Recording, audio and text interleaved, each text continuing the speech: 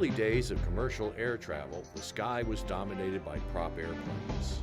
Soon came the turboprop plane, a jet engine with a propeller.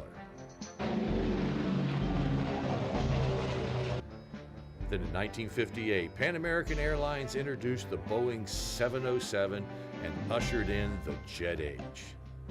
By the mid-60s, a new revolutionary design jet was taking over the skies, the sweep-wing Boeing 727.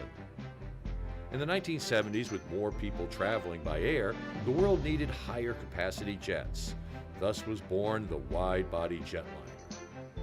First was the gigantic Boeing 747, the jumbo jet. This double-decker 4-engine behemoth could hold over 400 passengers. This was followed by the smaller McDonnell Douglas DC-10, the Lockheed L-1011, and the first from Europe, the Airbus A300. The mid-70s found the need for speed, and thus the supersonic SST and the French-British Concorde. While the Boeing-built SST never really took off, the Concorde made regular transatlantic service in little more than 3 hours, traveling at Mach 2. Today we find these venerable stalwarts of aviation retiring in record numbers for more fuel-efficient airplanes. In late 2017, United flew its last 747, a flight from San Francisco to Hawaii, mimicking the same route United took its first 747 47 years earlier.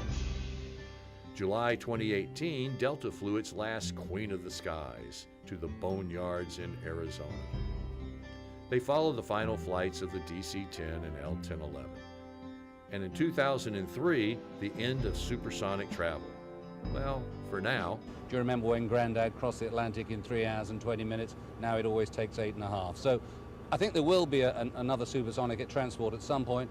Up until then, Concorde is a fantastic aircraft, an icon of aviation for both the 20th and the 21st centuries.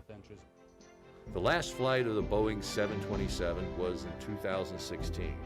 It was the very first 727 off the assembly line in 7001U.